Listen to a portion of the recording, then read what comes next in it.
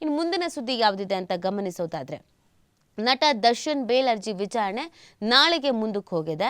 ರೇಣುಕಾಸ್ವಾಮಿ ಕೊಲೆ ಆರೋಪಿಗಳಾದ ನಟ ದರ್ಶನ್, ಪವಿತ್ರ ಗೌಡ ಸೇರಿ 7 ಆರೋಪಿಗಳ ಜಾಮೀನು ರದ್ದು ಕೋರಿ ಸುಪ್ರೀಂ ಕೋರ್ಟ್ನಲ್ಲಿ ಸಲ್ಲಿಕೆಯಾಗಿರುವಂಥ ಮೇಲ್ಮನವಿ ಅರ್ಜಿ ವಿಚಾರಣೆ ಗುರುವಾರ ಮುಂದೂಡಿಕೆ ಆಗಿರುವಂಥದ್ದು. ಅಂದರೆ ನಾಳೆ ಈ ಅರ್ಜಿ ವಿಚಾರಣೆಯನ್ನು ಮುಂದೂಡಲಾಗಿದೆ. ಸೊ ನಾಳೆ ಯಾವ ರೀತಿಯಾಗಿ ವಿಚಾರಣೆಯನ್ನು ಮಾಡ್ತಾರೆ, ಈ ನಾಳೆಯ ವಿಚಾರಣೆಯಲ್ಲಾದ್ರೂ ದರ್ಶನ್ಗೆ ರಿಲೀಫ್ ಅನ್ನೋದು ಸಿಗುತ್ತಾ? ಯಾಕಂದರೆ ಈಗ ಆಲ್ರೆಡಿ ಟೆನ್ಷನ್ ಶುರು ಆಗ್ಬಿಟ್ಟಿದೆ. ಏನಾಗುತ್ತೋ ಏನು ಬೆಳವಣಿಗೆ ಆಗ್ಬೋದು, ಸಡನ್ ಆಗಿ ಈ ರೀತಿ ಆಗಿರೋದ್ರಿಂದ ಏನಾದರೂ ಸಮಸ್ಯೆಗಳಾಗ್ಬೋದಾ ಅಂತ. ಸೊ ಅದಕ್ಕೆ ಸಂಬಂಧಪಟ್ಟಂತೆ ನಾಳೆವರೆಗೂ ಕಾಯಲೇಬೇಕಾಗತ್ತೆ. ನೋಡಿ, ಇಲ್ಲಿ ಬೆಂಗಳೂರು ಪೊಲೀಸರು ಈ ಜಾಮೀನನ್ನು ರದ್ದು ಮಾಡಬೇಕು ಅಂತ ಮೇಲ್ಮನವಿ ಅರ್ಜಿಯನ್ನು ಸಲ್ಲಿಸಿದ್ದಾರೆ. ಮಂಗಳವಾರ ಈ ಅರ್ಜಿ ವಿಚಾರಣೆ ನಡಿಬೇಕಾಗಿತ್ತು. ಆದರೆ ದರ್ಶನ್ ಪರ ಹಿರಿಯ ವಕೀಲ ಕಪಿಲ್ ಸಿಬಲ್ ವಾದವನ್ನು ಮಂಡಿಸಲೇ ಇಲ್ಲ.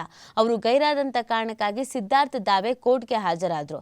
ತಾವು ಈ ಕೇಸ್ನ ಅಧ್ಯಯನ ನಡೆಸಬೇಕು, ಅದಕ್ಕಾಗಿ 1 ದಿನದ ಕಾಲಾವಕಾಶ ಬೇಕು ಅಂತ ದಾವೆ ಅವರು ನ್ಯಾಯಾಲಯಕ್ಕೆ ಮನವಿಯನ್ನು ಮಾಡಿಕೊಂಡಿದ್ದಾರೆ. ಸೊ ಇದಕ್ಕೆ ಸಂಬಂಧಪಟ್ಟಂತೆ ನನಗೆ ರಾತ್ರಿ ಇನ್ನೂ ಈ ಕೇಸು ಸಿಕ್ಕಿದೆ, ಇದಕ್ಕೆ ನಾನು ಅಧ್ಯಯನ ಮಾಡ್ಕೊಳ್ಬೇಕಾಗತ್ತೆ, ಅದ್ರ ಬಗ್ಗೆ ನಾನು ಸ್ಟಡಿ ಮಾಡ್ಕೊಳ್ಬೇಕಾಗತ್ತೆ, ನನಗೆ ಅವಕಾಶ ಬೇಕು ಅಂತ ಕೇಳೋದಕ್ಕೆ 1 ದಿನಗಳ ಕಾಲ ಅವಕಾಶವನ್ನು ಕೊಡಲಾಗಿದೆ.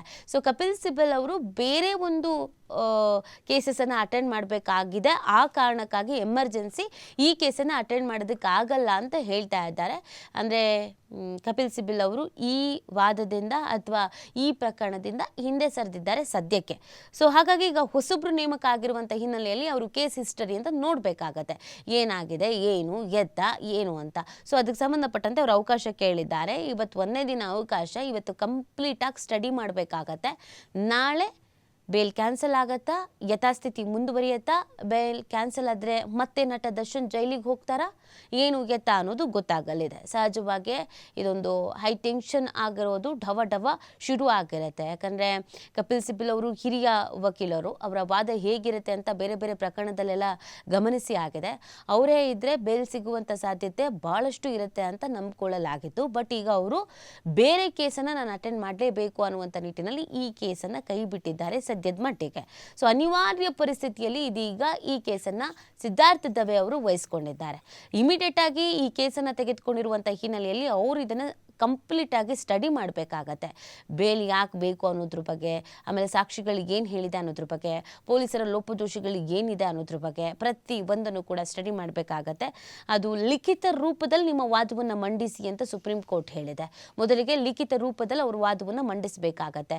ಬೇಲ್ ಯಾಕೆ ಬೇಕು, ಅಥವಾ ಈ ಕೇಸ್ನಲ್ಲಿ ದರ್ಶನ್ ಪಾತ್ರಕ್ಕೆ ಏನಿದೆ, ಎಲ್ಲೆಲ್ಲಿ ಲೋಪದೋಷಗಳು ಕಂಡು ಬಂದಿದೆ, ಮೆಡಿಕಲಿ ಸಾಕ್ಷಿಗಳು ಏನೇನು ಹೇಳ್ತಾ ಇದೆ, ಟೆಕ್ನಿಕಲ್ ಸಾಕ್ಷಿಗಳು ಏನೇನು ಹೇಳ್ತಾ ಇದೆ, ಇದೆಲ್ಲವೂ. ಮತ್ತು ಆಮೇಲೆ ಅವರು ನೆನ್ನೆ ಹೇಳಿದ್ದಾರೆ ಸಿದ್ಧಾರ್ಥ್ ಅವರು, ನಾನು ಕೇವಲ ಈ ಕೇಸ್ನಲ್ಲಿ ಮೆರಿಟ್ಸ್ ಮೇಲೆ ವಾದವನ್ನು ಮಂಡಿಸ್ತೀನಿ ಅಂತ ಹೇಳಿದ್ದಾರೆ. ಹಾಗಾಗಿ ಒಂದಷ್ಟು ಟೆನ್ಷನ್ ಅಂತೂ ಇದೆ. ಈ ಕೇಸ್ನಲ್ಲಿ ವಾದ ಮಂಡಿಸುವಂಥ ಸಂದರ್ಭದಲ್ಲಿ ದರ್ಶನ್ ಪರ ವಕೀಲರಿಗೆ ಏನಾದರೂ ಹಿನ್ನಡೆ ಆಗತ್ತಾ, ಅಥವಾ ದರ್ಶನ್ಗೆ ಹಿನ್ನಡೆ ಆಗತ್ತಾ, ಈ ಕೇಸ್ ತನಿಖೆ ಯಾವ ರೀತಿಯಾಗಿ ನಡೆದಿತ್ತು ಅನ್ನೋದ್ರ ಬಗ್ಗೆ ವಾದ ಮಂಡಿಸುವಂಥ ಸಂದರ್ಭದಲ್ಲಿ ದರ್ಶನ್ ಪರ ವಕೀಲರಿಗೆ ಜಯ ಸಿಗುತ್ತಾ ಅಥವಾ ಜಯ ಸಿಗಲ್ವಾ, ಸರ್ಕಾರದ ಪರ ವಕೀಲರಿಗೆ ಜಯ ಸಿಗುತ್ತಾ ಅನ್ನೋದೊಂದು ಪ್ರಶ್ನೆ. ಯಾಕಂದರೆ ಸುಪ್ರೀಂ ಕೋರ್ಟ್ ಮೊನ್ನೆ ತನ್ನ ಅಭಿಪ್ರಾಯವನ್ನು ವ್ಯಕ್ತಪಡಿಸಿತ್ತು. ಈ ಹಿಂದೆ ಹೈಕೋರ್ಟ್ ನೀಡಿದಂಥ ಜಾಮೀನಿನಲ್ಲಿ ವಿವೇಚನೆಯನ್ನು ಬಳಸಿಯೇ ಇಲ್ಲ, ಇದನ್ನು ನಾವು ಯಾಕೆ ಮಧ್ಯಪ್ರವೇಶ ಮಾಡಬಾರ್ದು ಅಂತ. ಒಂದಷ್ಟು ಕ್ವಿಕ್ ಆದಂಥ ಬೆಳವಣಿಗೆ ಆಗಿರೋದು ದರ್ಶನ್ ಅಭಿಮಾನಿಗಳಿಗೆ ಮತ್ತು ದರ್ಶನ್ಗೆ ತೀವ್ರ ಟೆನ್ಷನನ್ನು ತಂದೊಡ್ಡಿದ್ದಂತೂ ಸುಳ್ಳಲ್ಲ.